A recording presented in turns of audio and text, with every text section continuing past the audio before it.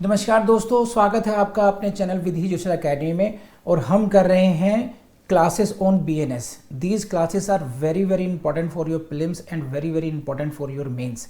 ये जो चैप्टर है आपका जनरल एक्सेप्शंस का, this spreads from section 14 to 44। बहुत अच्छे तरीके से आपने करना है इस चैप्टर को। Let's start. चलिए क्लास स्टार्ट करते हैं। So let's start the very very important topic of right of private defence and please write down this topic is very very important for your prelims and very very important for your mains. Always I say you, हर बार आपसे कहता हूं कि आपको पता होना चाहिए कि आप क्यों पढ़ रहे हैं। What is the purpose of reading even a single section, how it is important for you, will it be helpful in prelims, will it be helpful in mains, or at what stage? So please write down, it is very very important for your prelims, very very important for your mains. ये हमेशा ध्यान रखेंगे। आप पढ़ने बैठेंगे, ask yourself every time कि मैं किस पॉइंट से पढ़ रहा हूँ, तो धीरे धीरे आपके टेम्परामेंट में वो एक आ जाएगा कि हाउ टू स्टडी। सो इसके जो टॉपिक है ये देखिए, थोड़ा सा बैकग्राउंड में चलते हैं हम लोग, है ना। तो एज यू नो ऑफेंस के there are two components, actus reus and mens rea. Mens rea means guilty mind. We need not to go to such basics, everyone knows it ना, कि किसी भी अपराध के दो कंपोनेंट होते हैं। एक होता है actus reus, means the act done by the accused, and second है what was done with the mindset. Mindset कैसा था? Because if there is only one thing, actus reus है। सपोज कीजिए someone is killed, A kills B, A ने B को मार भी दिया, A caused death of B. If you know only this, A can't be punished. We will have to gather the information whether it is the death caused by negligence, ठीक है, or intentional or with knowledge etc. या by accident। ये उसने death करी है तो कैसे death की है? उसने एक्सीडेंट से डेथ हो गई, उसकी नेग्लिजेंस और रैशनेस की वजह से हुई, या उसकी इंटेंशन ही उसको डेथ करने की थी, या वो ऐसा काम कर रहा था जिससे उसको ऐसा ज्ञान रहा होगा कि मृत्यु होना संभाव्य है। Accordingly you will fix his liability. तो mental element is very important. Likewise Stuti कितना ही दिमाग में ये सोचती रही कि विजयन सर को जीने नहीं दूंगी, है ना, there is no offence unless she serve me poisonous food, poisonous कोई वो खिलाए मुझे, कुछ ला करके, कुछ टॉफ़ी भी, कुछ ऐसा कुछ है कि नहीं है। तो मियर mains Riya, मियर guilty mind is not enough. तो दोनों ही चीज़ें होनी चाहिए, एक्टस रियस एंड मेंस रिया। तो आपके उसमें एक टॉपिक है that is the general exceptions. BNS में ये है सेक्शन 14 से 33 और फिर 34 से 44 तक का टॉपिक है। और आपके आईपीसी में था ये 76 से लेकर के 106 तक। ये लगभग 30 सेक्शंस हैं और 30 सेक्शन पर आपकी कमांड ऐसी होनी चाहिए कि एक बार आपने शुरू किया तो मतलब 14 का वर्ड नंबर 1 एंड 106 का लास्ट वर्ड, तब तक आपको नॉन स्टॉप बोलते रहना है। आपको इतनी अच्छी प्रैक्टिस होनी चाहिए इसकी। तो जनरल एक्सेप्शंस वो चैप्टर है that deals basically with the either absence of mens रिया और एक्ट इज जस्टिफाइड। वो आपके वो उन परिस्थितियों की, उन सर्कमस्टेंसेस की बात करता है जहां पर किसी भी एक्यूज की जो क्रिमिनल लायबिलिटी है that is that is pardon, that is absolve, that is questioned. Criminal is absolve of his criminal liability. If the case of the accused comes within the purview of these sections, accused will not be punished. यदि अपराधी का case इनमें से, इन धाराओं में से, अभी BNS को कहां से करेंगे? 14 टू 34 हो गया, राइट।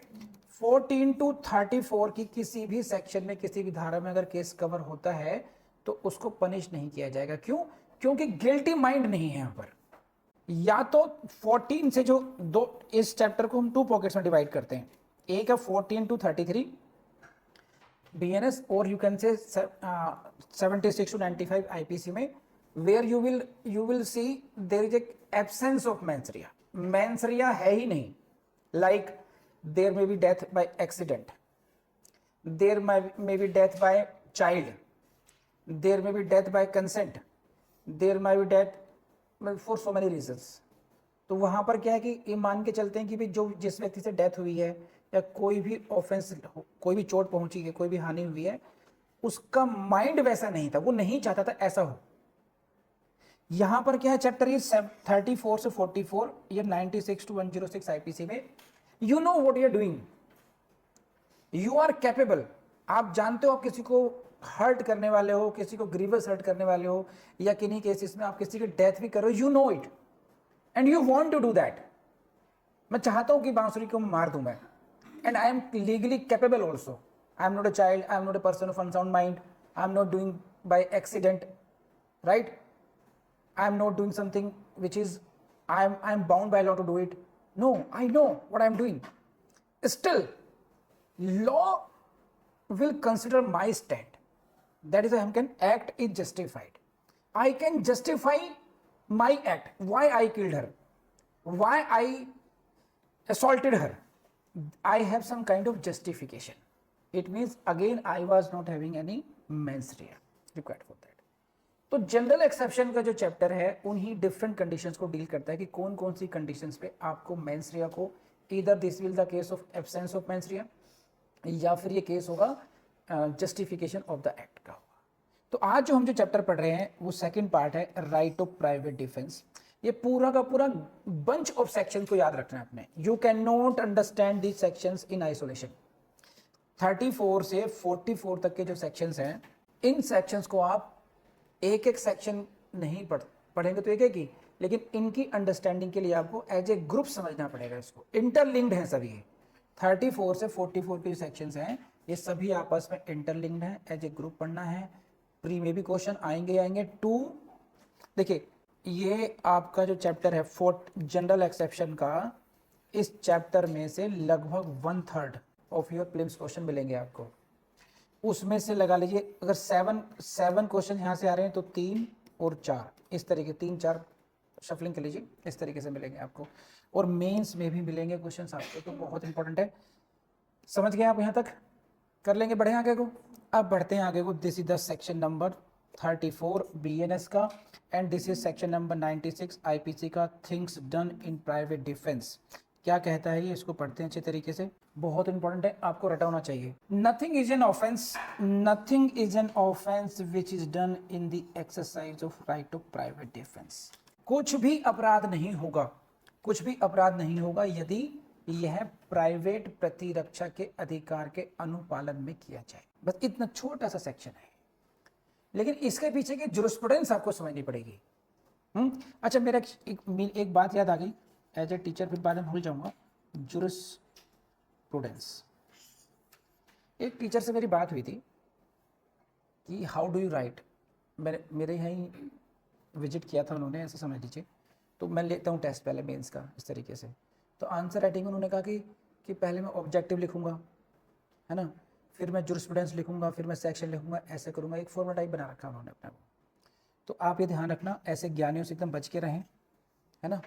जरूरी नहीं है कि हर सेक्शन में जाके हम पहले कोई फिलोसफिकल एंगल उसमें पुट इन करें, है ना। लॉ में नो इफ नो बट, एकदम डायरेक्ट बात कीजिए। जो डायरेक्ट बेरेक्ट के प्रोविजंस है उनको एक्सप्लेन करके बढ़िया तरीके से अपना आंसर लिख दीजिए। उसको ऑर्नामेंटल बनाने की बिल्कुल ज़रूरत नहीं है, कुछ भी करने की ज़रूरत नहीं है उसमें।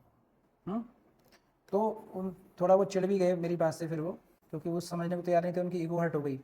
उनको मैंने एक मेंस का आंसर लिखने के लिए दिया, और आप भी गलती निकाल सकते हैं। उनका आंसर क्या था समझिए, एंड वो बहुत अच्छे टीचर माने जाते हैं, ऐसा भी नहीं है। देखिए उन्होंने क्या लिखा, सीपीसी पे क्वेश्चन था वो, सीपीसी। तो जो ओपनिंग स्टेटमेंट है उनका ये था, दी सिविल प्रोसीजर कोड, है ना, comma hereinafter called as code, ये फुल स्टॉप लगा दिया। ये स्टेटमेंट पहले ही था ये।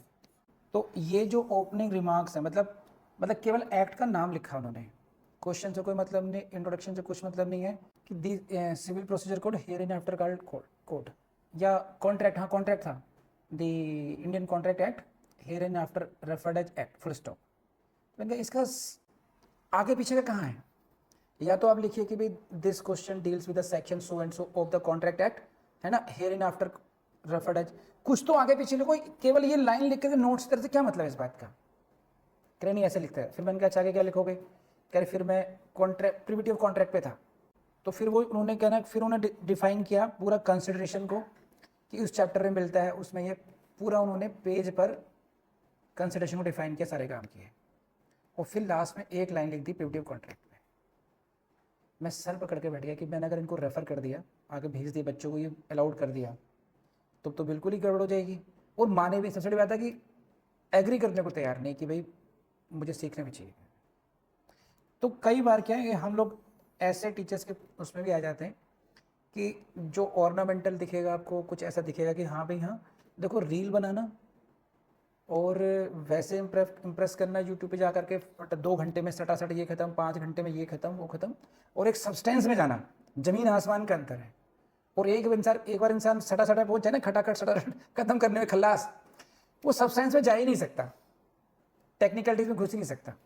तो मैं जूरिस्प्रूडेंस सामने आ गया कि आप लोगों को ऑर्नामेंटल होने से बचना है मेंस में। मैं उन किसी की बुराई करने के मकसद से बात नहीं बताई है, क्योंकि रेफरेंस इंसान समझता है, इसलिए बताना पड़ा डिटेल में कि आपको जब क्वेश्चन मेंस में क्वेश्चन लिखेंगे, हर क्वेश्चन में कोई उसकी जूरिस्प्रूडेंस अननेसेसरी की डालने की जरूरत नहीं है। आप क्वेश्चन की डिमांड से डायरेक्ट आंसर लिखिए। कुछ ही एरियाज ऐसे हैं जहां पर आपको फिलॉसफी या कुछ वो लिखना पड़ेगा, समझना पड़ेगा। जैसे 96 उसमें एक सेक्शन है, यहां पर एक ये जूरिस्प्रूडेंस की बात करता है कि जो इसकी क्वेश्चन के क्या कहता है, ये सेक्शन क्या कहता है कि if you are doing anything, है ना, but what is required, it is done in the exercise of right of private defence. You need to prove only this, कि आपने जो कुछ किया वो प्राइवेट डिफेंस में किया। If you can prove it, then this will not be an offence. तो we need to understand in very short कि व्हाई इट इज सो, क्योंकि ये आपको, who is having power, everyone is having power, है नहीं, you also have the power, I also have the same power, even I can say, even a foreigner who comes here, he is also having the same power, है कि नहीं है। तो इतनी wide power दे रखी, कुछ भी करो आप, ऑफेंस होगा ही नहीं। बस आपको ये प्रूव करना पड़ेगा कि what ever you did in the exercise of right of private defence. तो यहां पे थोड़ा जूरिस्प्रूडेंस समझने की जरूरत है, व्हाई इट इज सो। अगर आपको पावर नहीं दी जाएगी, then whose duty is to protect you. आपको सेल्फ राइट अगर नहीं देंगे तो किसकी ड्यूटी है बताइए? Naturally it is the duty of the state, सरकार की है। आम भाषा में सरकार समझते हैं, लीगली हम कहते हैं स्टेट की ड्यूटी है ये। But is it possible, practically possible, that state should be every time with you?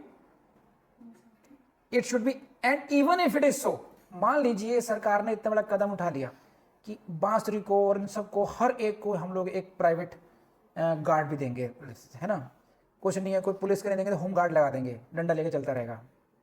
लेकिन हु नोज कि that home guard may not hit you, ये भी तो हो सकता है नहीं। फिर विद इन फैमिली कैसे जाएंगे? विद इन फैमिली कैसे जाएंगे? क्योंकि most of the crimes are committed with in the family. Indira Gandhi का असैसिनेशन किसने किया? By the guards. Why were they appointed? They were for her safety, to save her. They killed her. So practically it is not possible to safeguard every citizen, every point of time and everywhere. ये practically संभव ही नहीं है कि राज्य हर एक व्यक्ति को समय के हर बिंदु पर, हर जगह उसको वो सेफगार्ड दे पाए। तो इसीलिए हमें, आपको सरकार ने क्या कहा कि भाई सेफ्टी भी जरूरी है। तो ये जो राइट है, लॉ ये कहता है कि ये राइट हम हर एक व्यक्ति को देते हैं कि वो अपने डिफेंस में जो उसको सही लगे वो कर पाए। नाउ आप सब कुछ एरोगेंट ना हो जाए, मिसयूज ना करें, तो उसके there should be certain guiding principles कि सेल्फ डिफेंस का जो राइट है उसकी लिमिटेशंस क्या होंगी, इन व्हाट सर्कमस्टेंसेस आप एक्सरसाइज कर पाओगे, कब कर पाओगे, कब नहीं कर पाओगे, when your right of private defence starts and when it will come to an end. वो सारे रूल्स रेगुलेशंस हम लोग एक्ट में प्रोवाइड कर देते हैं। देन एक बैलेंस हो जाएगा, everyone will be having a right of private defence with all those conditions and limitations, right. तो उस बैकग्राउंड में आपको ये राइट दिया गया है। तो basically it is the duty of the state कि वो प्रोटेक्ट करे। प्राइमरीली किसकी ड्यूटी है? स्टेट की। लेकिन नो स्टेट हाउस और large it's resources can provide protection in all situations. Therefore ये राइट ऑफ प्राइवेट डिफेंस है, राइट ऑफ प्राइवेट डिफेंस है that emerges from what? Necessity.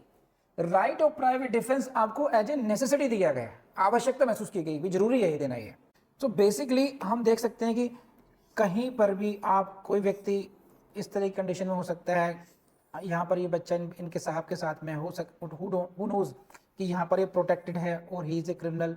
तो everywhere we need to protect everyone, इसलिए आपको right दिया गया है। और यहाँ से क्वेश्चन मिलते हैं, देखिए which of the following sections deal with the private defence, ये आईपीसी के ही प्रीवियस क्वेश्चन मिलेंगे आपको, तो ग्रुप में पूछा है उन्होंने, ठीक है, 96 से 106। तो अब आपके इनके सेक्शन नंबर चेंज हो जाएंगे, मतलब ये काइंड ऑफ क्वेश्चन आपको मिल गया कि इस तरीके से क्वेश्चन मिलेंगे। आप पूछना चाहते हो? So basically right of private defence emerges from the limitation on the resources of the state. This is the relationship. This right of private defense, you please keep on writing, लिखते रहिएगा, limitations on the resources of state, जो राज्य के जो resources हैं उनकी सीमाओं से आपको राइट ऑफ प्राइवेट डिफेंस मिला है। सो बेसिकली क्या है, ये स्टेट की पावर कम हुई, रिसोर्सेज कम होंगे, उसके अपोजिट डायरेक्शन आपको राइट ऑफ प्राइवेट डिफेंस मिल जाए, है ना। कैसे, मैं समझाता हूं। देखिए ये इनवर्स रिलेशन लिखा मैंने यहां पर आपके सामने। कैसे, अगर मान लीजिए you are at a place where police protection is easily available, वहीं पर ही अवेलेबल है, तो you have zero right of private defence, right, like this. हम ऐसे करते हैं, ये रहा स्टेट, स्टेट की पावर कम हुई, डाउनवर्ड गई, right of private defense it will come up, right। जहां पर स्टेट 100% अवेलेबल है वहां आपको जीरो राइट होगा, और जहां पर आप, जैसे मान लीजिए आप पर कोई if someone attacks upon you, but वहीं पर ही पुलिस अथॉरिटी खड़ी हुई है, तो you don't have to just seek the help, right. तो आपका क्या right of private defence zero हो गया वहां पर। जहां पर स्टेट नहीं है, मान लीजिए 100-200 मीटर की दूरी पर हो, अब यहां पर आपको देखना पड़ेगा कि will I be able to reach out और नॉट, नहीं है तो राइट ऑफ प्राइवेट डिफेंस मिल जाएगा आपको, राइट। या फिर ये देखना पड़ेगा कि किस डिग्री का असॉल्ट है, इफ इट द राइट कि भाई ऐसा असॉल्ट है कि मतलब उसके इक्विवेलेंट आप फोर्स यूज कर पा रहे हैं। अगर कोई आपको घूसा मार रहा है तो आप उसको प्रोटेक्ट कर सकते हो, अगर आपकी कोई जान लेने वाला है तो आप इक्विवेलेंट रिपल्स कर सकते हो उसको। तो ये रिलेशनशिप है।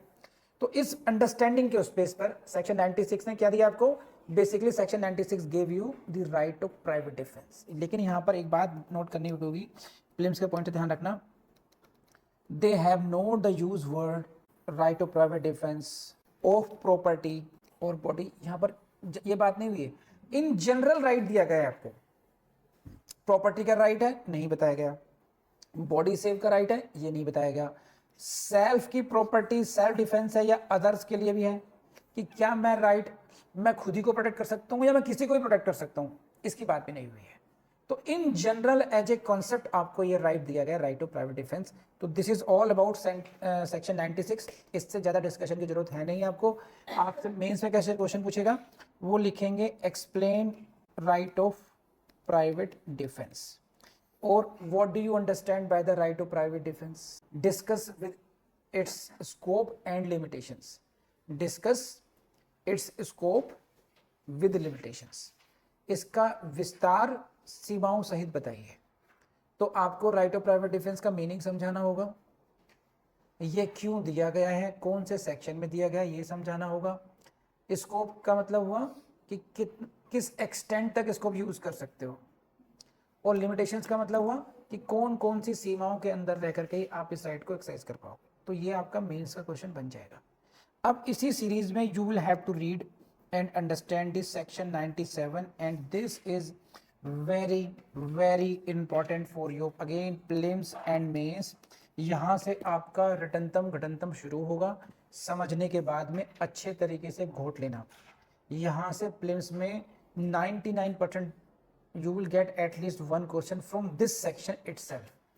और शायद यही एक सेक्शन हो सकता है जहां वापसी में आप आएंगे गाल पे थप्पड़ मारते हुए कि मुझसे गलती हो गई, क्योंकि यहाँ पर वर्ड्स की बहुत इंपॉर्टेंस होगी। एक एक वर्ड को ध्यान से पढ़ना है, यहाँ पर याद समझना है आपको। Let's read it now. This is section 35 BNS equivalent to section 97 IPC, right of private defence of body and of property. First question prelims यहाँ से आएगा। अच्छा, कुछ लोग समझते फर्स्ट मेरे उसमें निकलता है, तो ये मैनी क्वेश्चंस हो गए हैं, क्योंकि I can't count the question, second third कौन सा हुआ ये। बट क्वेश्चन यहां से मिलेगा, section 97 deals with the right of private defence, option A body, option 2 property, option C body and property both. तो दोनों का ही है, बॉडी एंड प्रॉपर्टी दोनों का ही राइट ऑफ प्राइवेट डिफेंस हो गया। नेक्स्ट, अब यहां पर आ जाइए भाई, this is the direct language of this. Again I will say 76 से 106 और उसके इक्विवेलेंट बीएनएस चुटकी बजाते ही। एक फनी बात बताता हूँ आपको, जब मैं तैयारी कर रहा था यूपीएससी की, तो लॉ की कोई कोचिंग ही नहीं थी उस समय, यूपीएससी की तो बिल्कुल ही नहीं थी। तो मेरे साथ एक सीनियर थी मेरी, वो इंटरव्यू दे चुकी थी वो, तो मैं उसी से थोड़ा बहुत डिस्कस करके सीखता रहता था। अब डायरेक्ट तो पूछूंगा भी, तू मुझे पढ़ा दे, तो पढ़ाएगा भी नहीं कोई ऐसे। तो ऐसे ही बातों कहा कि विजयन 76 से 106 तो चुटकी बजा, और मैं तो सुनाती हूँ 76 स्टार्ट करूंगी 106 तक, उसके चुटकी बजाते मुझे टारगेट मिल गया अपने लिए। मैं आपको बता रहा हूँ, इंसान को सीखना होता है तो कैसे सीखना पड़ता है। कि मैंने कहा ठीक है कल बात करते हैं, या एक दो, कल तो मैं आया नहीं, मैं गया एक हफ्ते के बाद, क्योंकि तब तक मेरी भी चुटकी बज रही थी। कि मुझे समझ में आ गया था कि जिस इंसान ने इंटरव्यू दिया है और अगर वो प्रैक्टिकल एक्सपीरियंस बता रहा है अपना कि इसमें चुटकी बजनी चाहिए, तो बजनी ही चाहिए बस, और कोई अल्टरनेटिव नहीं है। तो मैंने फिर इतनी प्रैक्टिस की कि 76 से लेकर के शुरू करूंगा विद कोमाज और ये सब 106 तक लगातार ही सुनाऊंगा, नॉन स्टॉप सुनाऊंगा। और मैं ये आपको बता रहा हूँ कि उसी की कृपा हुई कि मेरे लिए प्रीलिम्स कभी भी चैलेंज नहीं था। मतलब चैलेंज का मतलब था ही नहीं, बेइज्जती होती थी प्रीलिम्स की मेरे सामने आने पर, वाला हाल था। और स्टैंडर्ड यूपीएससी का होगा, इतना टफ होता है यूपीएससी एग्जाम, वो भी। उसका एक ही सीक्रेट है कि वो जज्बा कि मुझे करना है, तो चुटकी बजा, ये क्या चुटकी बजा रहा है ना सामने वाला, तो मेरी बजनी चाहिए। क्यों? मेरा कंपटीशन किससे है? को एस्पिरेंट से है। अगर मेरे सामने वाले को इतने फ्लो में याद है, तो फिर अगर मैं इससे कम पे कैसे कम्पीट करूंगा उससे? सिंपल सा लॉजिक है कि नहीं है? तो मैं भी चाहता हूँ कि मेरे जितने भी स्टूडेंट्स हैं विधि के, अच्छा कुछ स्टूडेंट्स हैं उनको एक बार मैंने समझा दिया, दे कीप ऑन सेंडिंग कि हमने इतना याद कर लिया, वो भेजते रहते हैं ऑडियो मुझे वो, तो एटलीस्ट उन्होंने दिल से लगाई बात वो। तो आई बिलीव कि कल से जब आएंगे आप, तो ये चुटकी बजाते हुए आओगे आप, ठीक है, कौन कौन सेक्शन में है, और फिर उसका कॉन्फिडेंस आपको खुद भी आएगा। अब पढ़ते हैं, देखिए इसमें क्या क्या टेक्निकल बातें हैं, जो मैंने कहा कि कहाँ कहाँ मिस्टेक इसमें होती हैं। Every person has a right to defend. ओ हो, किसको राइट है? Every person. Is it citizen और non citizen? This is not the question of citizen और non citizen. You should see पहले वर्ड पे ये जो राइट मिल रहा है, it is a right of every person. प्रत्येक व्यक्ति को ये अधिकार होगा। क्या अधिकार होगा? टू डिफेंड, वो डिफेंड कर पाए, राइट? क्या डिफेंड कर पाए? फर्स्ट हिज ओन बॉडी, अपना शरीर, and the body of any other person, अपने शरीर की प्रतिरक्षा कर पाए, साथ ही साथ देखो यहां पे क्या लिखा है, एंड लिखा हुआ है या और लिखा हुआ है? एंड लिखा हुआ है। अपने शरीर की प्रतिरक्षा करने का अधिकार होगा, और साथ ही साथ किसी अन्य व्यक्ति के शरीर की भी प्रतिरक्षा का अधिकार होगा। अच्छा यहां पे क्या ऐसा लिखा है? हो सकता है मेरे बेरेट में दिक्कत हो, मेरी इसमें हो कि भाई कोई फ्रेंड का ही कर सकता है, अपनी सिस्टर का, ब्रदर का, फैमिली मेंबर्स का, या किसी का भी कर सकते हैं। हाँ, डोंट फॉरगेट, क्योंकि इसकी लैंग्वेज में लिखा हुआ है any other person whosoever that may be stranger as well, stranger भी हो सकता है। सो यहीं से क्वेश्चन के मिलेंगे कि you have the right to safeguard, या to right of private defence against, या to safeguard your own body, option A, option B the body of any other person, option C both, या self and the body of your close relatives including family member, close friends, इस तरीके से। तो जिसे नहीं पढ़ा होगा वो तो हो सकता है तुक्का मारे, हम अपने रिश्तेदारों को तो बचाएंगे, दुनिया को ठेके ले रखा है हम लोगों ने, लेकिन यहां पे ठेका सरकार ने दिया है, ठीक। And again very important thing, यहां पे क्या शब्द लिखा हुआ है देखो, अगेंस्ट एनी ऑफेंस। ये वर्ड बहुत इंपॉर्टेंट है, प्लीज ध्यान रखिए। एनी ऑफेंस का मतलब कोई भी अपराध, और कौन सा? Affecting the human body, meaning thereby if there is any offence means they are not saying, वो ये नहीं कह रहे हैं आपसे कि you will get right of private defence only against culpable homicide, only against murder. उन्होंने ये स्पेसिफिकली नहीं कहा है। तो you if you are being threatened by any offence affecting body, अगर आपको किसी भी ऐसे अपराध से खतरा है जिसको हम ये कह सकते हैं ये शरीर के विरुद्ध अधिकार है, तो आपको राइट ऑफ प्राइवेट डिफेंस मिलेगा। हाँ है ना, यहां पे क्लासिफाइड नहीं है, यहां पर कुछ भी वो नहीं, ऐसा नहीं है। एंड अगेन ये जो प्लीज लाइन है, आप पढ़िए, शुरू इनिशियल लाइन थी, सब्जेक्ट टू दी रेस्ट्रिक्शंस को अलग से गोल कर लीजिए, write down again P for films contained in section 37 BNS, और या फिर आईपीसी में देखना चाहेंगे तो सेक्शन 99 आईपीसी। ये जो राइट आपको मिला है, ये जो अधिकार आपको मिला है, ये एब्सोल्यूट राइट नहीं है, दिस इज रेस्ट्रिक्टेड राइट। इसकी अपनी सीमाएं हैं, और वो सीमाएं कहां हैं, वो रेस्ट्रिक्शन कहां मेंशन्ड है, वो मिलेंगी आपको 37 BNS में या 99 आईपीसी में। So basically to comprehend you get the right of private defence. तो 96 में क्या था, 96 की अगर लैंग्वेज आप देखेंगे आप, this was the language, right of private defence in general था, there was no body no property, specifics नहीं थे वहां पर, right. Here in this case you are getting the right of private defense of body, और आगे पढ़ेंगे property का भी, यहां पे उन्होंने स्पेसिफाई कर दिया इसको भी कि you will get a right of property, you will get right to defend your own body, body of any other person, and that can be the against any offense affecting the body, and आगे पढ़ेंगे हम लोग you will get the similar right with regard to the property and under the similar restrictions। तो इसको और एक चीज देख लेते हैं, चलिए आपके लिए कुछ है क्या, ऋतिक जी लाए हैं कुछ आप आवाज।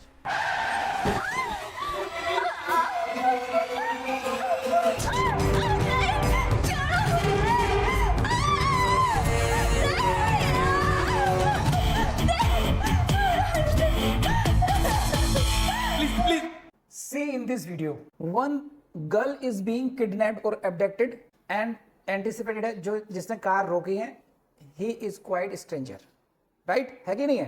प्लीज हमें छोड़ दो, हमें जाने दो प्लीज।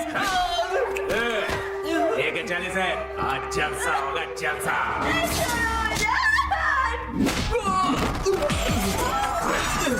इस बात को इतना आसान समझ रखा है क्या?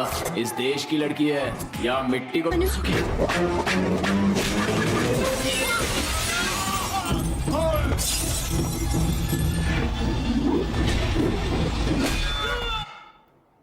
बस इसी को समझाते और आगे बढ़ते। देखिए, तो इस वीडियो में आप लोगों को थोड़ा सा माइंड फ्रेश हो गया होगा ना। हाँ सही। इस वीडियो में what can be seen by us that this guy, ये जो है देखो इसके हट, ओहो ऐसा करते वीडियो भाग गया। ये जो व्यक्ति है, now he is exercising right of private defence of body, है कि नहीं है? He is exercising right of private defense of body of any other person, right? So 96 section 96 read with section 97 gives him right to defend not only his body but also body of any other person against any offense affecting human body.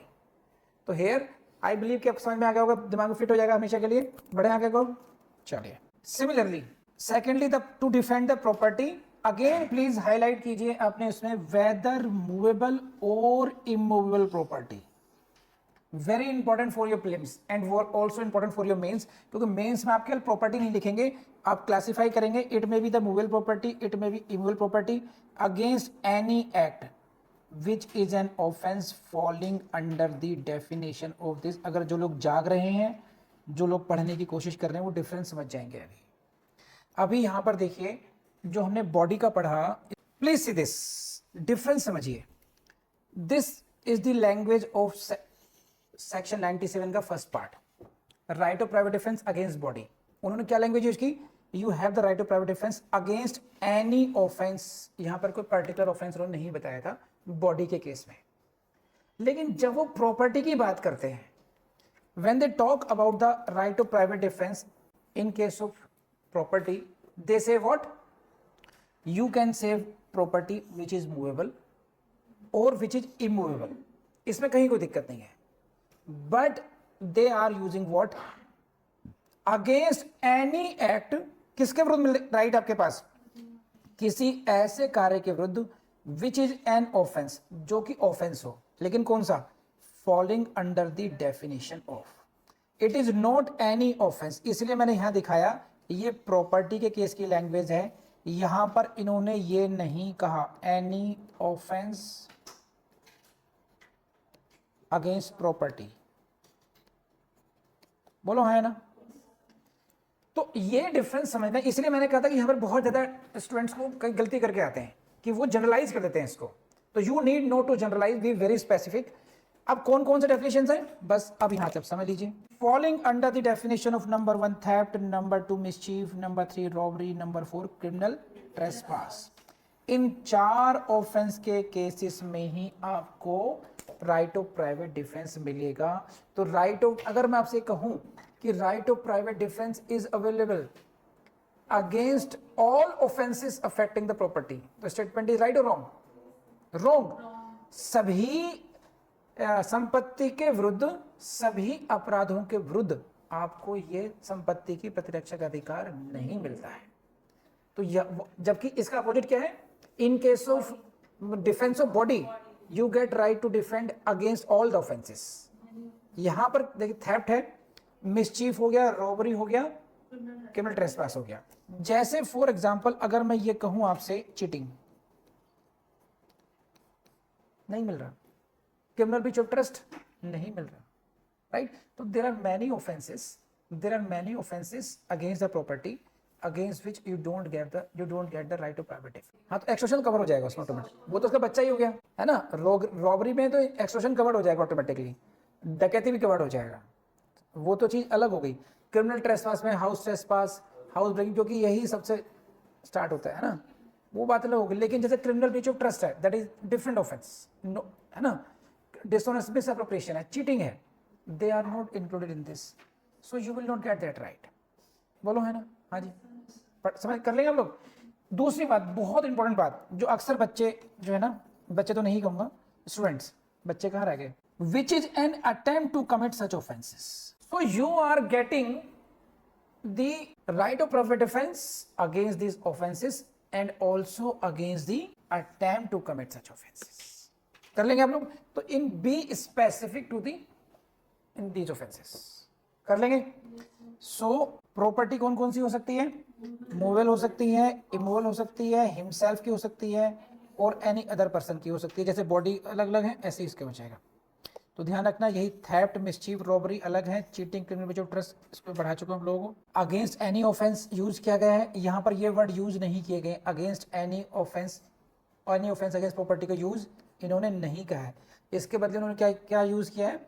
Any act which is an offence following under the definition of blah blah blah blah. तो ये difference है। तो this is section 97, 98।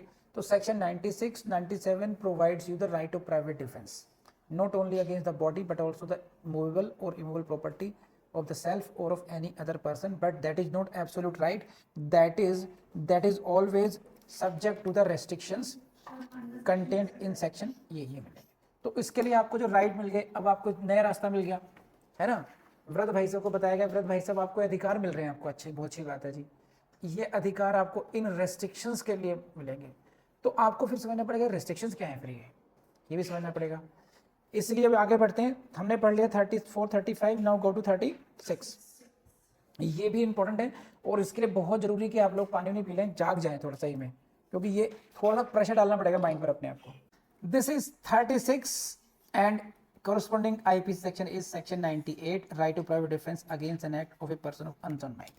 ये थोड़ा technical है, यहां समझना पड़ेगा क्या है। देखिए, सपोज कीजिए now there is a person of unsound mind, right?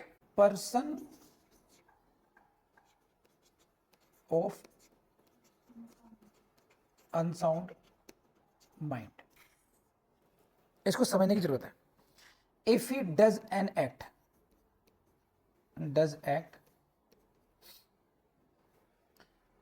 which is an offense otherwise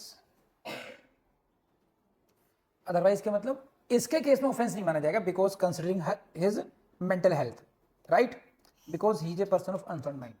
अगर सेम काम वृद्ध करता तो this would have been an offence. The question is कि what about my right of private defence, will I get the right of private defence और not.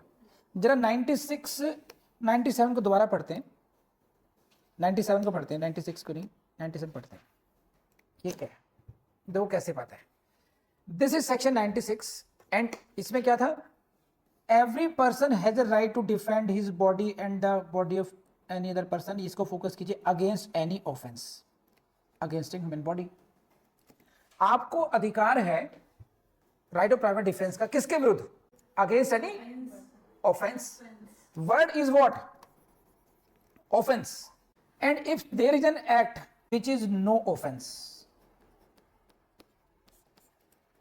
एक act ऐसा है जिसको लॉ ऑफेंस नहीं मानता, तो क्या तब भी आपको राइट ऑफ प्राइवेट डिफेंस मिलेगा? इसके हिसाब से अगर इतना ही पढ़े हम, नहीं मिलना चाहिए, क्योंकि आपको राइट ऑफ प्राइवेट डिफेंस किसके अगेंस्ट मिल रहा है? Against an offence. अब यहीं पर टेक्निकल बात फंस गई। आप जज साहब हैं, आपके सामने एक केस आया कि एक लड़की है, उसका नाम है स्तुति, यहां पे नहीं है आसपास, वो बाहर की स्तुति है, स्तुति, ठीक। ये परफेक्टली इसको हम कह सकते हैं कि she is the person of unsound mind. सही, पता नहीं चलता कब क्या डाले ये। She did an act, better you can से शी कॉज्ड डेथ, किसी की इसने जान ले ली। जब ये समझिए ये कौन सी मुद्रा में जान ली? एक फिल्म आई थी भूल भुलैया, मंजोलिका, है ना? तो जो मंजोलिका का रोध रूप आता है, वो बेड को भी उठा लेती है, वो उस समय इसने बेड उठाया, सर पे मार दिया किसी के, ऐसे मान लीजिए, और डेथ हो गई। ऐसे उस एक्ट की बात कर रहा हूं। तो will that be an offence? No, because she will not be punished in that sense, no punishment. Why? क्योंकि लॉ प्रोटेक्ट करता है इसको, यहां पर सेक्शन 84 आईपीसी प्रोटेक्ट करता है, और कोरस्पोंडिंग सेक्शन डीएनए से मिल जाएगा आपको। लेकिन मान लीजिए मंजोलिका ने उसी अनसाउंड माइंड की दशा में बेड को उठाया और वो फेंक ही रही थी व्रत की तरफ को, व्रत ने अपने को प्रोटेक्ट करने के लिए उसको मार दिया। तो विल व्रत gate the right of private defence और नॉट? क्यों? क्योंकि, लेकिन बताइए, जो उसका तो ऑफेंस माना नहीं जा रहा, उसका जो एक्ट है मंजोलिका का, वो तो ऑफेंस ही कैटेगरी में नहीं आ रहा। वो व्रत को जो राइट ऑफ प्राइवेट डिफेंस किसके अगेंस्ट मिला है? Against an offence. जब मंजोलिका का एक्ट ऑफेंस की कैटेगरी में नहीं आ रहा है, इसलिए मैंने कहा था कि थोड़ा माइंड को अलर्ट रखना, थोड़ा सोचना पड़ेगा आपको। मंजोलिका का जो कार्य है वो अपराध की श्रेणी में नहीं आ रहा है, और आपको जो प्रतिरक्षा का अधिकार मिलता है वो अपराध के विरुद्ध मिलता है। तो फिर यहां पर व्रत को क्यों मिलेगा राइट ऑफ प्राइवेट डिफेंस? आप तो बॉडी का मान रही हो, लेकिन body right of private defence किसके विरुद्ध मिला हुआ है? अपराध के। उसका अपराध तो है ही नहीं वो। इसी जगह ऐसी ही सिचुएशंस को डील करने के लिए आपको सेक्शन 98 दिया गया है। अगर केवल 96(7) रह जाता तो आप कुछ नहीं कर पाते, क्योंकि उसका जो एक्ट है वो ऑफेंसिव कैटेगरी में नहीं आ रहा है। और ध्यान रखना, राइट ऑफ प्राइवेट डिफेंस कब मिलेगा? जब सामने जो जिस कार्य के विरुद्ध आप right of private defence exercise कर रहे हो अपराध की श्रेणी में आना चाहिए, चाहे वो बॉडी का हो या वो प्रॉपर्टी का हो, है नहीं? जब अपराध की श्रेणी में आ नहीं रहा तो फिर नहीं मिलना चाहिए। लेकिन ये सेक्शन 36 BNS और 98 ये कहता है कि आपको वैसा ही राइट ऑफ प्राइवेट डिफेंस मिलेगा, है ना, जो तब मिलता जब उसको हम ऑफेंस कंसिडर कर रहे होते। इसको फिलॉसफी को समझिए। फिलॉसफी ये है कि आपको राइट ऑफ प्राइवेट डिफेंस किसी टेक्निकल ग्राउंड पे नहीं दिया गया है, वो right has been given to safeguard your property and body. जो अधिकार मिला है आपको अपने शरीर को या अपनी संपत्ति की रक्षा के लिए मिला है, वो इस पर डिपेंडेंट नहीं होना चाहिए कि जो सामने वाला व्यक्ति है who is doing that act against you, जो आपके विरुद्ध वो कार्य कर रहा है, उसको पनिशमेंट मिलेगा या नहीं मिलेगा। What is the presumption of law in favour और अगेंस्ट हिम? जो विधि लॉ उसको पनिश करेगा या नहीं करेगा, जिसने आप पर असॉल्ट किया है या आपकी प्रॉपर्टी पर असॉल्ट किया है, उसको लॉ पनिश करेगा या नहीं करेगा, करेगा तो कितना करेगा, उसके संबंध में क्या नियम है, इससे आपको कोई मतलब नहीं है। Whether you are feeling yourself threatened और नॉट, क्या आपको भय लग रहा है, क्या आपको डर लग रहा है कि हाँ मुझे मेरे शरीर को या किसी और के शरीर को खतरा है या नहीं है, that is the main cause और you can say main reason behind the right of private defence. तभी आप right of private defence exercise कर सकते हो, नॉट बिफोर दैट। तो सामने वाला व्यक्ति को सजा मिलेगी या नहीं मिलेगी डजंट मैटर, उसके कार्य को अपराध लॉ मानेगा या नहीं मानेगा नहीं पता। ये देखेंगे कि अगर यही कार्य कोई सामान्य व्यक्ति कर रहा होता तो इसको अपराध माना जाता है नहीं? हाँ, फिर अपराध माना जाता। तो बस फिर मुझे राइट ऑफ प्राइवेट डिफेंस समझ गए आप। तो ये है इसकी in general understanding of section 98 IPC और 36 बीएनएस। अब हम इसके बेरेट को समझ लेते हैं अच्छी तरीके से। जैसे आप ये देखिए, इस पहले पिक्चर समझते हैं। दिस इज द पर्सन, ये स्तुति है, person under the influence of madness and she attacks, right. तो naturally this person will get the right of private defence, है कि नहीं है। यहां पर ये दिव्या है। If Divya assaults again, this person will get the right of private defence. Law से इसकी इनकी लायबिलिटी डिफरेंट हो सकती है। She may not be punished, she may be punished, but for the purpose of this person who is being threatened, threat is same, they will have the similar right of private defence. इनके right of private defence के extent पे कोई फर्क नहीं पड़ेगा। It will not be seen कि who is assaulting मी, है ना। मैं ये देखूंगा कि मुझ पर हमला हो रहा है, अब वो बच्चा कर रहा है तो बच्चे से बचाऊंगा अपने आप को, कोई पागल व्यक्ति कर रहा है तो पागल से बचाऊंगा अपने, सेम व्यक्ति कर रहा है तो सेम से बचाऊंगा। तो the question is, the basic is save yourself, खुद को बचाओ, बोलो है ना।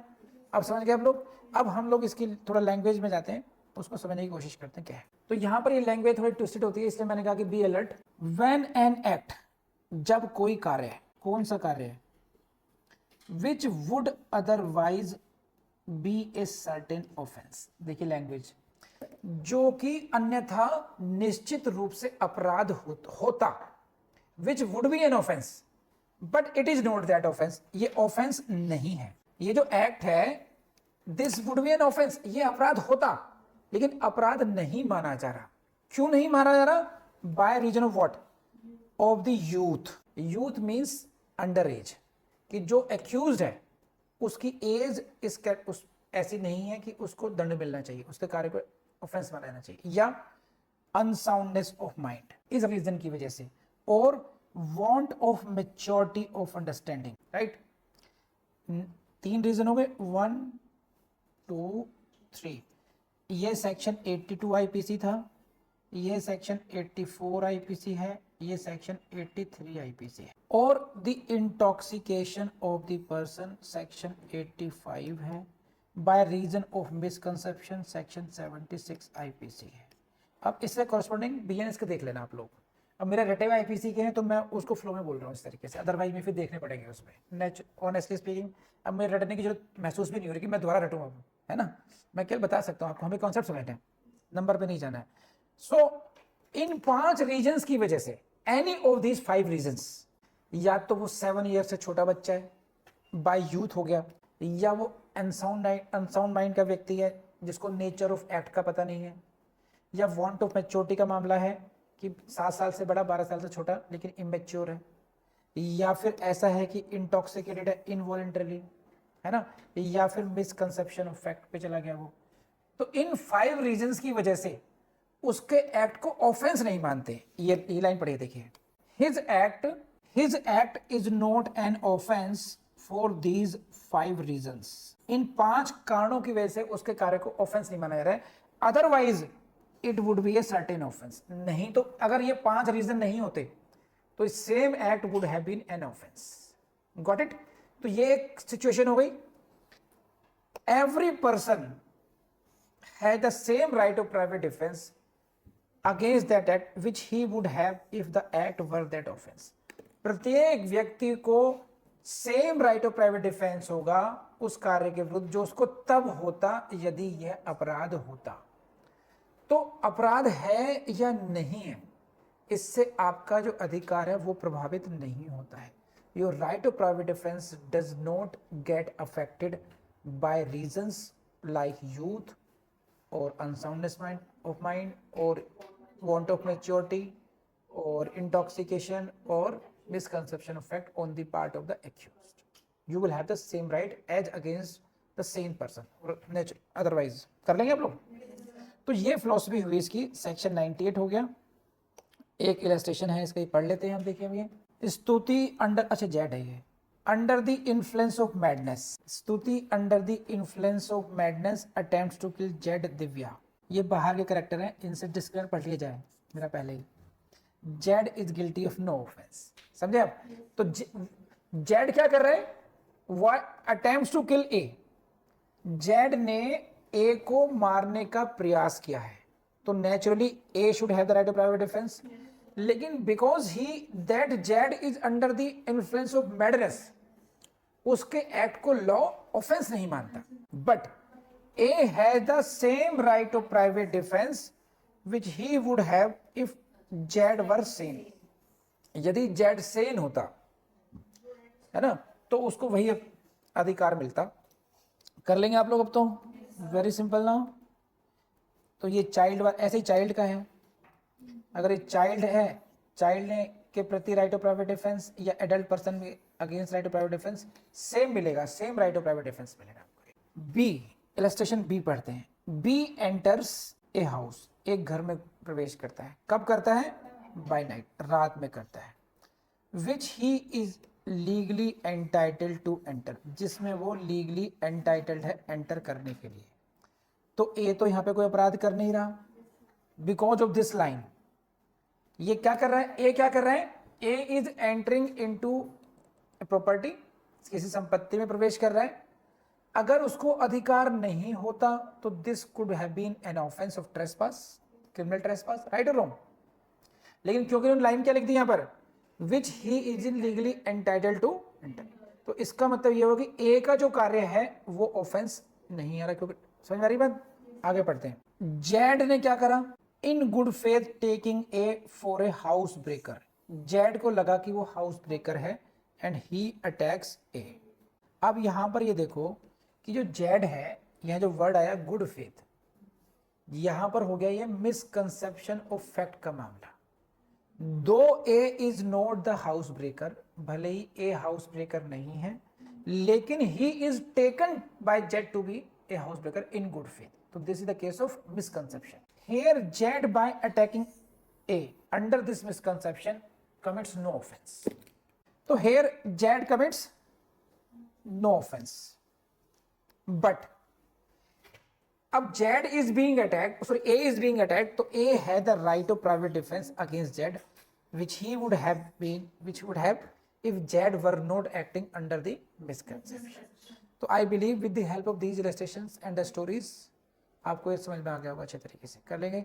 तो दिस इज 34, 35 एंड 36, ये आपको सीक्वेंस में रटे होने चाहिए।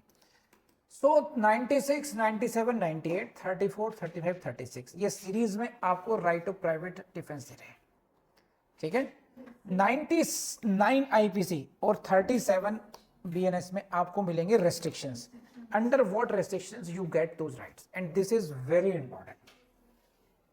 यहां से मल्टीपल टाइम्स आपको प्रीलिम्स में क्वेश्चन मिलता है और मेंस में भी क्वेश्चन मिलता ही मिलता है। रटा होना चाहिए पूरी तरीके से, बेयर एक्ट रट जाएंगे तब भी काम चल जाएगा। Hardly you will get any leading case law over this, bare act is sufficient to pass the exam, ठीक है। कर लेंगे आप लोग। देखो, काम को मुश्किल बनाना सबसे आसान काम है। अब ये भी करो, वो भी करो, I give you the list of the, निकलवा दो। मैं कितने दिन लगते हैं मेरे लिए, अपने स्टाफ को बोलता हूँ कि ये लिस्ट ऑफ केस बना दो, आपका मैं काम बढ़ा दूंगा। लेकिन क्या होगा, जज बनने में रेस्ट्रिक्शंस आ जाएंगे। उसमें जज आप बन जाएंगे केवल इन सेक्शंस को आप घोट लीजिए बुरी तरीके से बस, पर रटनतम बुरा वाला होना चाहिए। आपकी कॉन्सेप्ट क्लैरिटी होगी। अच्छा, एक बात और ध्यान रखना, एक ट्रिक दे रहा हूँ फिर आपको मैं। स्टूडेंट्स एक गलती करते हैं और वो रिपीटेडली गलती करते हैं, उसकी वजह से उनका बर्डन बहुत ज़्यादा बढ़ जाता है। देखिए, इसको समझिए आप, इस लाइन को समझ लीजिए यहाँ पर ही, कि मैं समझाता हूँ कि हाउ टू स्टडी कहते हैं इसको, बेस्ट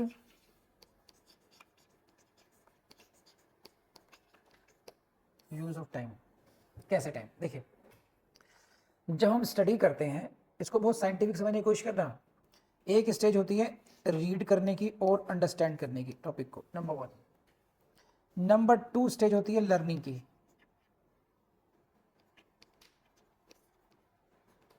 और नंबर 3 आ जाती है, और नंबर 4 आ जाती है प्रैक्टिस की। तो जनरली हम अपनी गाड़ी जो है ना, नंबर 1 में ही घुमाते रहते हैं। एक बार कर लिया, सेकंड राउंड में भी यहीं पर घूमते रहेंगे। We don't switch to number 2।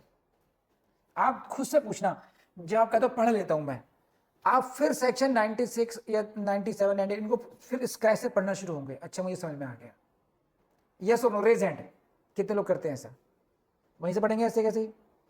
यही गलत करते हैं। आपने यहां 2 घंटे मेरे साथ क्या किया, ये स्टेज क्रॉस कर ली, अब जाकर के सीधा स्टेज 2 में जाइए और लर्न कीजिए इसको। बस आप एक एक लाइन को अपने माइंड में फिट कीजिए, वरना क्या होगा, आप नंबर 1 से ही बाहर ही निकल पाएंगे। तो मेक ए लिस्ट कि कौन सा टॉपिक आपका नंबर 1 स्टेज में चल रहा है, कौन सा टॉपिक अभी लर्निंग सेकंड स्टेज चल रहा है, और फिर क्या होगा, लर्न कर लिया, नेक्स्ट से फिर लर्न करने बैठेंगे। कोशिश कीजिए कि जो टॉपिक आपके लर्निंग में आ गया कि अब मुझे रिवीजन करना है, और रिवीजन मोड को कहाँ ले जाएं आप रिवीजन करने के लिए मोड में ले जाइए कि मैं इसको, जो मेरा वेस्ट टाइम है, मेरा जो ऐसा टाइम है जो मैं वेस्ट करता हूं, the time which I waste, उसमें रिवीजन करूंगा। और 1 मिनट रिवीजन, 2 मिनट रिवीजन वाले उसमें ले जाइए। मैं अक्सर ऐसे समझाता हूँ बच्चों को कि जैसे कोई, आपने देखा होगा कुछ जो स्मोकिंग करते हैं लोग, चेन स्मोकर टाइप होते हैं, उनको भाई माइंड फ्रेश होना है, 1 मिनट रुको यार, सुट्टा मार के आएगा वो, है कि नहीं है? हाँ शुरू करो। क्या हुआ, he got some kind of relaxation, मुझे नहीं पता क्या होता है, नहीं होता, लेकिन वो ऐसा कहता है। कितने देर लगे उसको, 15 सेकेंड, 1 मिनट मान लीजिए।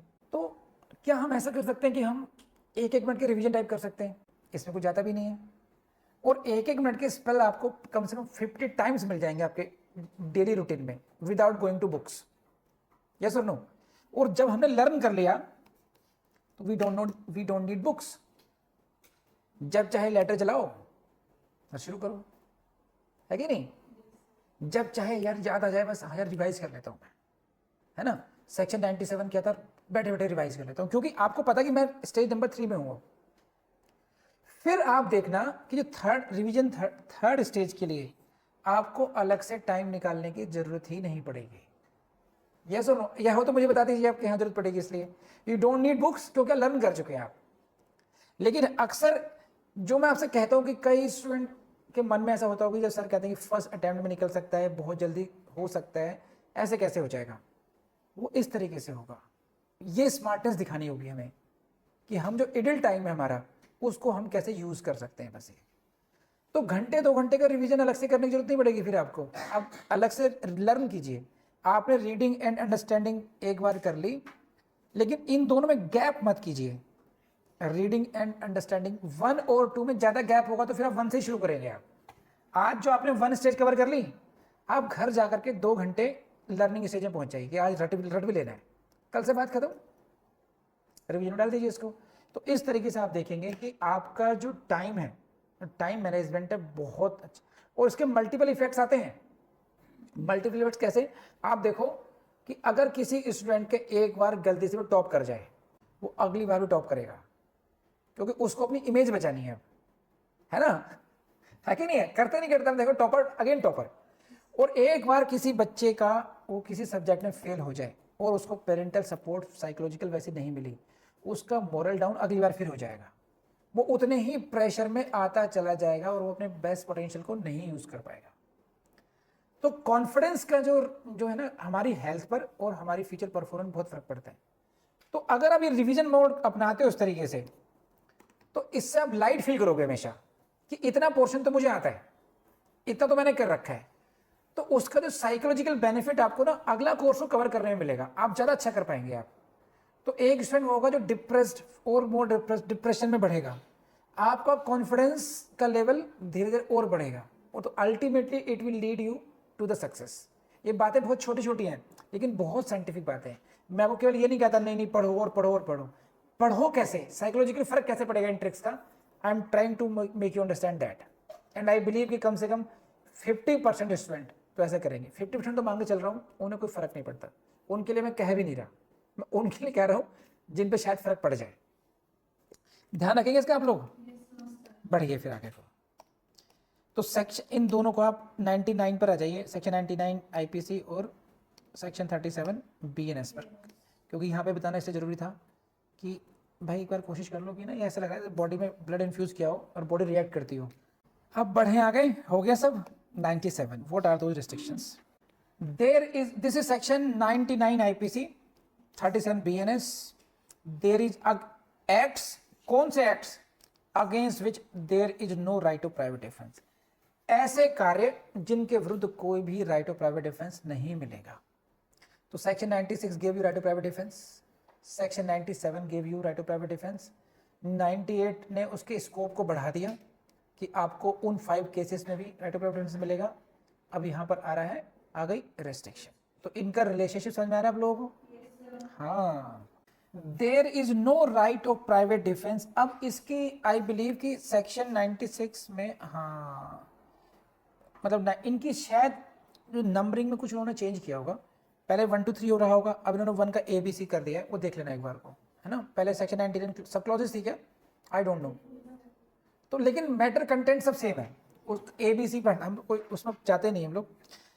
There is no right of private defence against an act which does not reasonably cause the apprehension of death or of grievous hurt. There is no right of private defense against an act which does not cause the reasonably word को underline कीजिए, गोल कीजिए, apprehension of death or grievous hurt।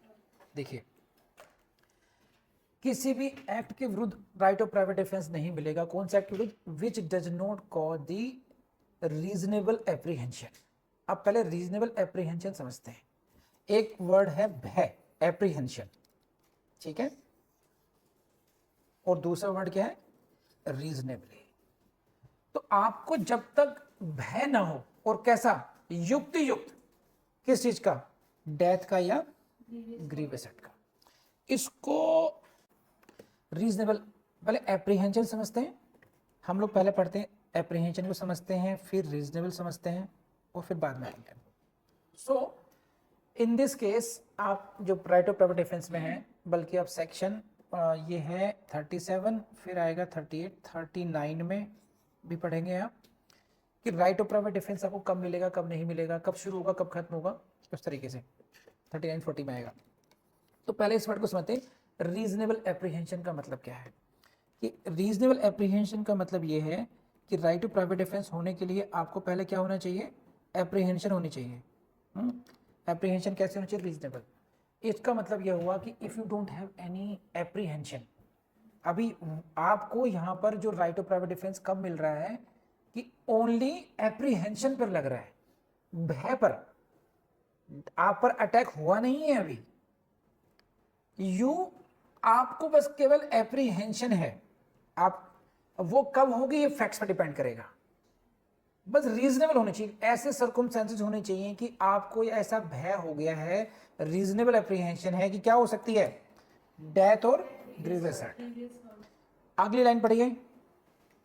If done और attempted to be done by a public servant acting in good faith under the colour of his office. 3 बातें हो गई। ये है public servant, by public servant, acting in good faith under the color of his office, though that act may not be strictly justifiable by law. So basically you will see this is the clause against the public servant, act of public servant. When will you get the right of private defense against the act of public servant? public servant के विरुद्ध, public servant के विरुद्ध या act done और attempted to be done. ये देखिए, act done और attempted to be done by whom? Public servant. तो कोई कार्य पब्लिक सर्वेंट के द्वारा या तो किया गया है या उसे करने का प्रयास किया गया है। तो will you get the right of private defence और नॉट? क्या उसके विरुद्ध भी आपको राइट ऑफ प्राइवेट डिफेंस मिलेगा या नहीं मिलेगा? According to this there is no right of private defence. पहली लाइन, ठीक है, which does not cause the reasonable apprehension of death और grievous hurt. It means what? कि अगर पब्लिक सर्वेंट के एक्ट से डेथ और ग्रीवियस हर्ट की रीजनेबल एप्रीहेंशन होती है, in that case you will get the right of private defence. Right? समझ बताइए आपको? ये तो वहां पे पहले सोचा नकली है, लेकिन वजन से असली है। रहता कहाँ पे तू? इधर ही बाजू में।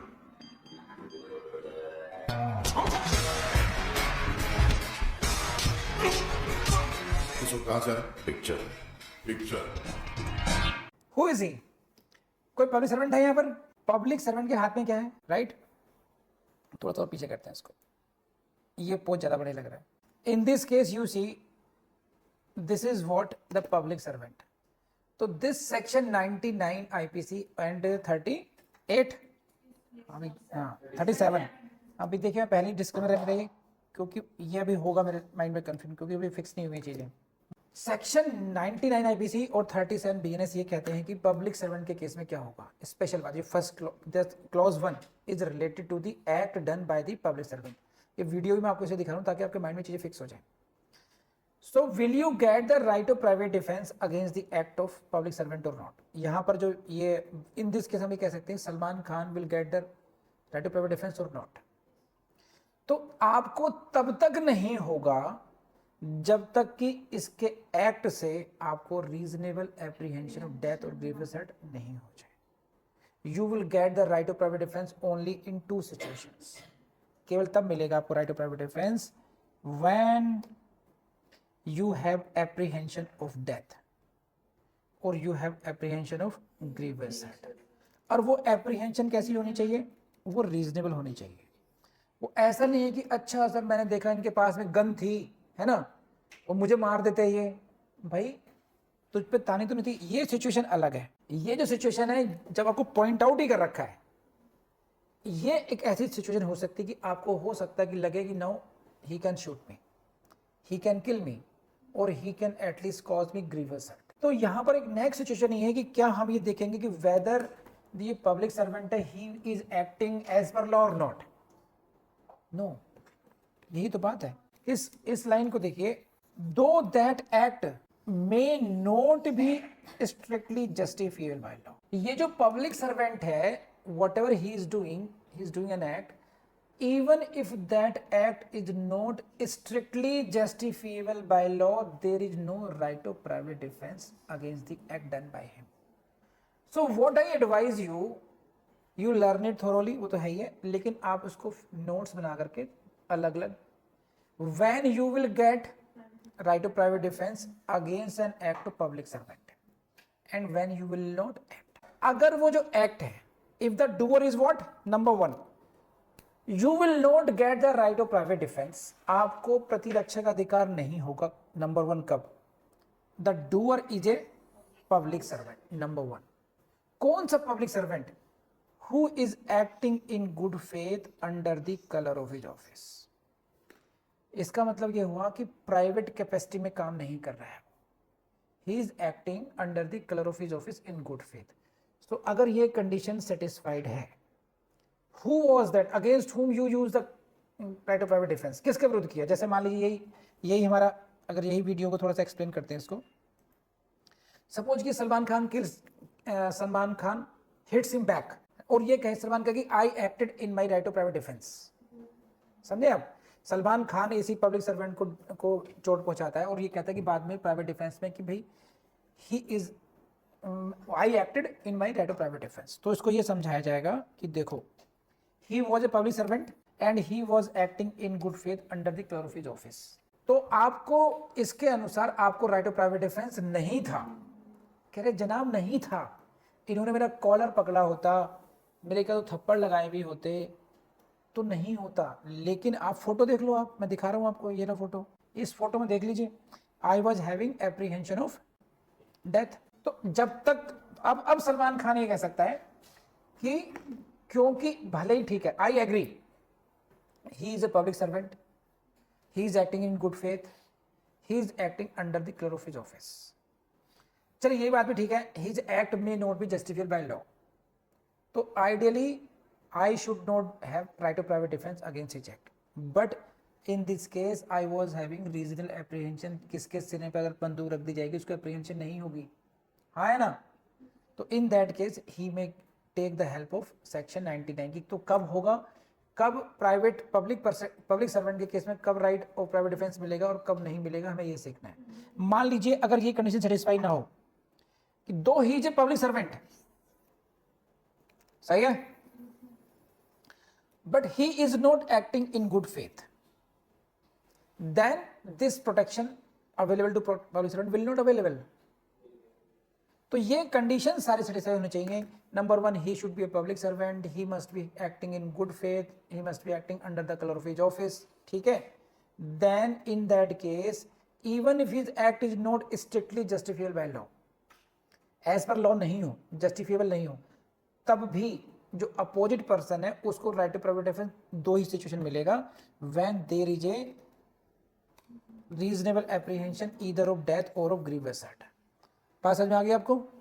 तो बेसिकली इन वर्ड्स को माइंड में प्रिंट कर लीजिए, डेथ और grievous hurt, good faith, under the colour of his office, public servant, क्योंकि ये सारे कीवर्ड्स हैं। एक भी कीवर्ड आपसे मिस हुआ, आपका प्रीलिम्स में मार्क्स घट सकते हैं ड्रास्टिकली, या मेंस में मार्क्स कम मिलेंगे आपको।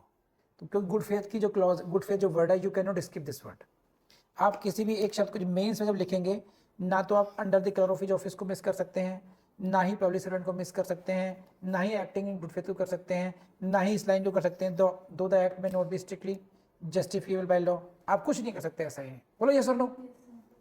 इसलिए मैं कहता हूं कि याद करना क्यों जरूरी है, क्योंकि ताकि हम ऐसी गलती नहीं करें इसमें। अब सेम आ जाएगा आपका, देखो डेथ और ग्रीवियस हर्ट ही कहते हैं। डेथ ऐसे मान लीजिए, ऐसा मान लेते हैं, जो बांसुरी मैडम है ना, ये भी अपना में एक लोकल डॉन है। एक फिल्म आई थी लोकल डॉन पर, कोई कौन सी फिल्म थी वो? एक तो आई थी रिवॉल्वर रानी, आई थी पहले, काफी पहले आई थी। एक और आई थी अभी लेडी डॉन पर बनी थी फिल्म। ऐसा मान लीजिए, ज्यूम कर लेते हैं, अब तो कोई बात ही खत्म हो गई। अब मान लीजिए ये जो मैडम है, महिमा है, she is the police inspector, ये पब्लिक सर्वेंट है।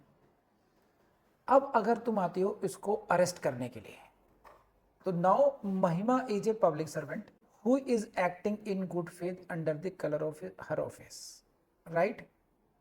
अब कहते चुपचाप चलो यहां से, चलो मैं फॉलो करो, you are being arrested. Warrant लाई हो, वारंट भी सब दिखा देंगे, तुम चलो साथ में। तो यहां पर हर एक्ट में नोट भी स्ट्रिक्टली जस्टिफाइड बाय लॉ। सारी बातें हो गई, बोलो है ना। तो अब ऐसी स्थिति में देखा जाएगा कि बांसुरी को राइट ऑफ प्राइवेट डिफेंस मिलेगा या नहीं मिलेगा। महिमा ने क्या कहा, you accompany us, there is no threat of grievous hurt और डेथ, तो you will not get right of private defence. अब इसने कहा एक थप्पड़ पड़ेगा तेरे गाल पे, चुपचाप बैठ गाड़ी मेल करके। अब यहां पे क्या अप्रीहेंशन हुई, simple hurt, again you will not get right to private defence. अब इसने उठाया डंडा और आई तुम्हारी तरफ मारने के लिए, हड्डी पसी तोड़ दूंगी तेरी मैं, बैठ गाड़ी के अंदर। नाउ यू हैव, यहां पर there is a reasonable apprehension of grievous hurt, you have the right to private life. सही है। Though she was a public servant, though she was acting in good faith under the color of her office, still you will get the right to private defense. Now अब जो reason और जो apprehension है वो किसकी हो गई है, ग्रीवियस हर्ट की हो गई है, या फिर इसी में अगला लेवल आ जाएगा, डेथ की एप्रीहेंशन हो गई है। तो अब नेक्स्ट क्वेश्चन क्या आएगा कि अभी इसमें पढ़ेंगे कितना फोर्स यूज कर सकते हैं आप।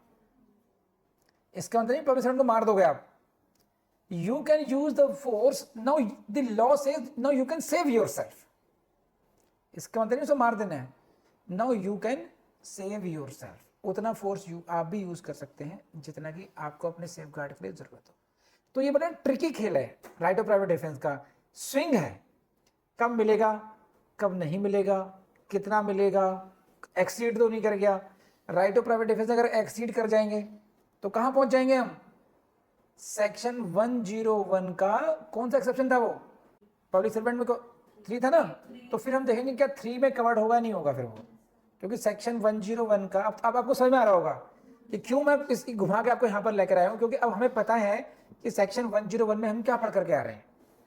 वहां पर हमने पढ़ा था मर्डर का था एक्सेप्शन नंबर 3, जिसमें यह बात की गई थी कि अगर पब्लिक सर्वेंट अपने राइट को एक्सीड कर जाए, या फिर नंबर 2 में क्या था, कोई व्यक्ति अपने एक्सेप्शन नंबर 2 में राइट टू प्राइवेट डिफेंस को एक्सीड कर जाए, तो क्या सिचुएशन होगी। तो वहां पर हम नंबर 2, एक्सेप्शन नंबर 2 और एक्सेप्शन नंबर 3 को देखते हैं कि कोई सा अप्लाई हो रहा है वहां पर या नहीं हो रहा है, as per the facts of the case.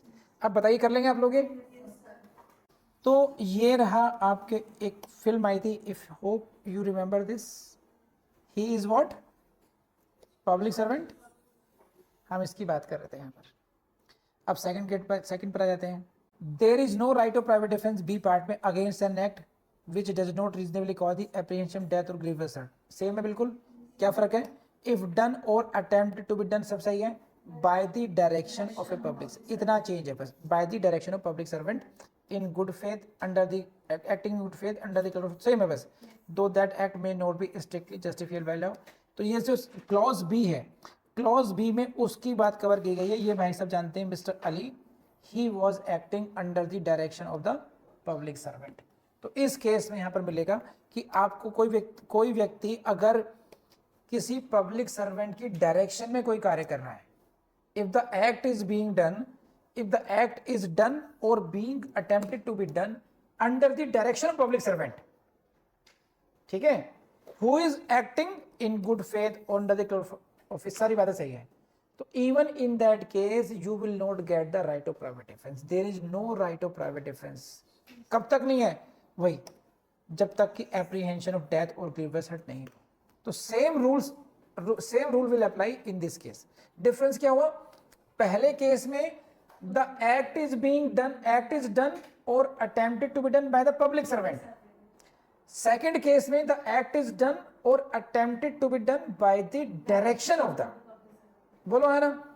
And ये है third, there is no right of private defence in cases there is time to have recourse to the protection of public authorities. ये बहुत टाइम फैक्टर आ गया इसमें कि right of private defence तब नहीं मिलेगा जब आपके पास इतना समय है कि आप पब्लिक अथॉरिटीज को रीच आउट कर सकते थे।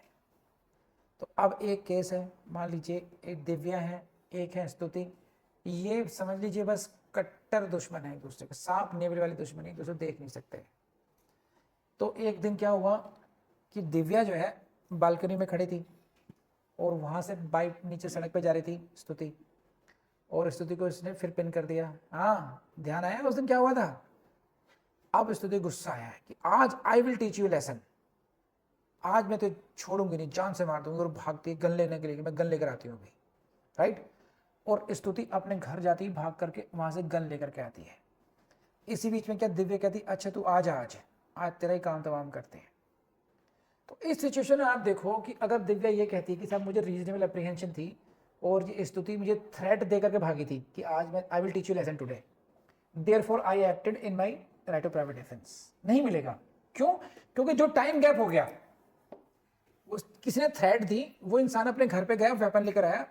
मीनवाइल ये देखा जाएगा कि क्या आपके पास इतना समय था कि आप पब्लिक अथॉरिटीज को रीच आउट कर सकते थे, नहीं कर सकते थे। अगर ये साबित हो जाए कि इतना टाइम था, time to have recourse to the public authority, then there is no right of private defence. पढ़ लीजिए दोबारा, there is no right of private defence in cases there is time to have recourse to the protection of public, बोलो हाँ है ना। And next आ जाता है to which the right may be exercise. सीमा, किस सीमा तक आप उसको अधिकार, राइट को एक्सरसाइज कर सकते हो। क्या है ये? सेकंड क्लॉज सेकंड है, the right of private defence in no case extends to the inflicting of more harm than is necessary to inflict for the purpose of defence. कि राइट ऑफ प्राइवेट डिफेंस किसी भी case में, किसी भी मामले में जितना आवश्यक बल हो डिफेंड करने के लिए, उससे अधिक प्रयोग नहीं कर सकते। समझते हैं? तो बैलेंस करना पड़ेगा। अब फिजिक मैं एक काम करता हूँ, थोड़ा डेमो दिखाता हूँ। ये हमारे टेक्नीशियन है, दिख नहीं रहा है, इनका पंजा ही दिख रहा है, लगा जोर लगा। अब देखो ये जितना ये फोर्स करेगा, थोड़ा आगे आ रहा है, थोड़ा जितना ये फोर्स कर सकता है उतना ही बल मैं लगा सकता हूँ। इसका मतलब ये है ना कि मैं इसको गिराने के लिए लगाऊंगा। अगर मैं इसके पंजे को गिराने के लिए बल लगाता हूँ, इसका मतलब मैं अटैक कर रहा हूँ। ये फोर्स बढ़ाता है अपना, तो जितना ही फोर्स बढ़ा सकता है उतना ही मैं इसको डिफेंड कर, अपना हाथ गिरने नहीं दूंगा। इसका मतलब क्या हुआ? I am trying to defend myself, but if I want to down, अब नीचे आने देना, डाउन करता हूँ, तो इसका मतलब क्या, मैं अटैक कर रहा हूँ इस पर, तो पूरा तो उसमें आ गया। तो समझे आप बात ये? तो आई बिलीव अब ये कॉन्सेप्ट समझाओ। तो ये कॉन्सेप्ट आपको समझ में आ गया होगा कि ये बैलेंसिंग क्या मतलब है। कि जितना डिफेंस के लिए जरूरी है उतना ही आप फोर्स लगा सकते हैं। In no case right of private defence in no case extends to inflicting more harm. किसी भी केस में आप मोर हार्म नहीं करेंगे। मोर मतलब than is necessary to inflict for the purpose. Defence के लिए, अब डिफेंस के लिए मारना पड़ जाए तो मार भी सकते हैं। अगर किन्हीं परिस्थितियों में ऐसा लगे कि नहीं बिना मारे काम नहीं चलेगा तो मारेंगे उसको, ठीक है। तो ये हुआ एक्सटेंड कि किस सीमा तक बल का प्रयोग कर सकते हैं। आई थिंक ये डेमो दिखाने के बाद में कुछ रह नहीं जाता है इसमें लैंग्वेज को। अब आ जाइए explanation first. Explanation 1, there a person is not deprived of the right to private defence. देखिए अभी हम लोगों ने क्या पढ़ा, क्लॉज 1 में 37 की जो क्लॉज 1 है उसका जो ए पार्ट है ना, यू वर, उसमें क्या ओपनिंग लाइन क्या है, there is no right to private defence. It means what, you are deprived of the right of private defence. आपको अपने प्रतिरक्षा के अधिकार से वंचित किया जाता है कि नहीं है। कब करते हैं, when the act is done by the public servant और attempted to be public servant. अब यहां पर यह आया है कि वो कब अप्लाई होगा और कब आपके पास राइट तब भी रहेगा, उसको एक्सप्लेन करना। भाई मुझे पता ही नहीं है कि सामने वाला व्यक्ति पब्लिक सर्वेंट है या नहीं है, तो मेरा राइट खत्म हो जाएगा।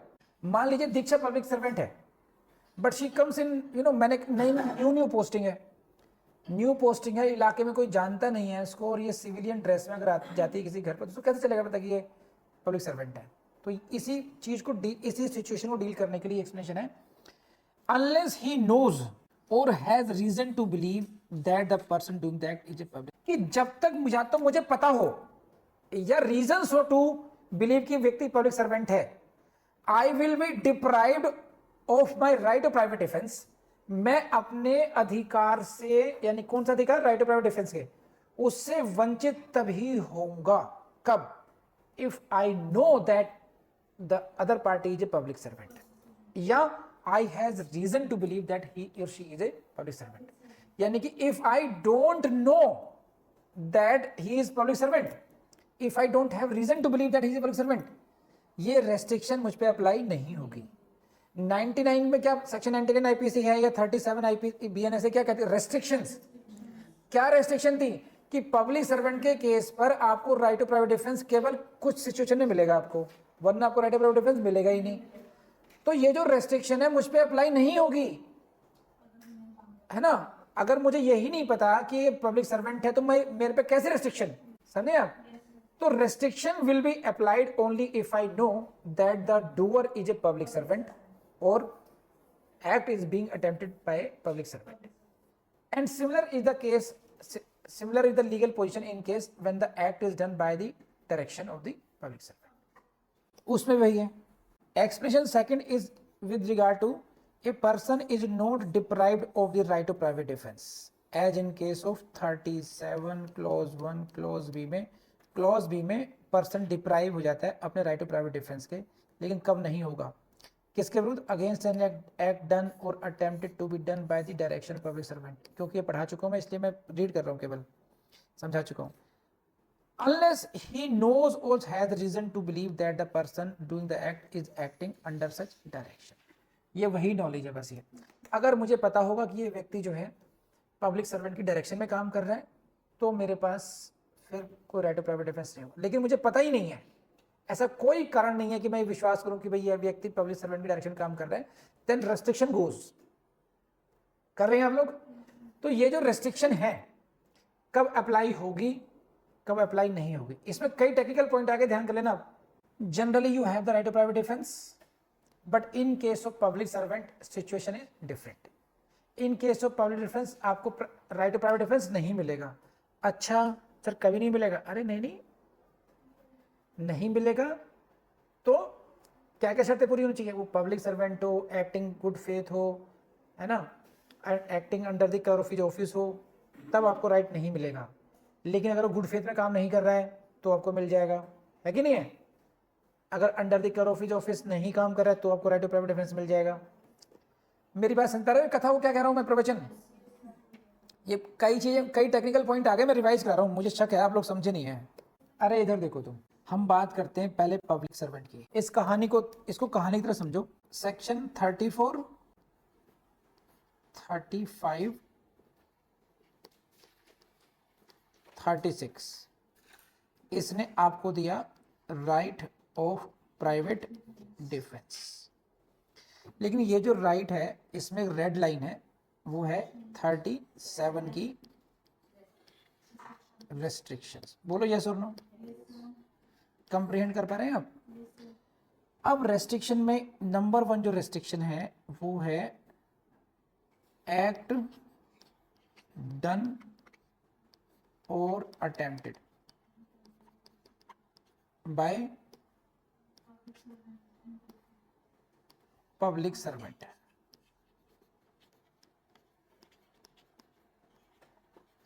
ठीक है, अब 2 सिचुएशन आ जाएगी, नो राइट और right of private defence available. कब कब अवेलेबल होगा, कब कब नहीं होगा।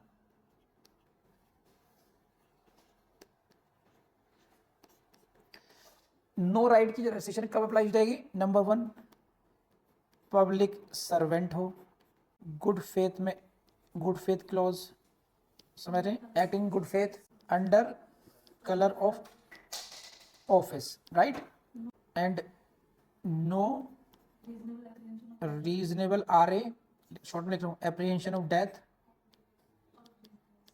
और GH ग्रीवस एक्ट। तो ये सारी शर्तें पूरी होनी चाहिए। He must be a public servant, he must be acting good faith under the colour of his office and there is no regional apprehension of death or grievous act. Suppose कीजिए इसको अगर हम देखें तो कितनी सिचुएशन हो गई है?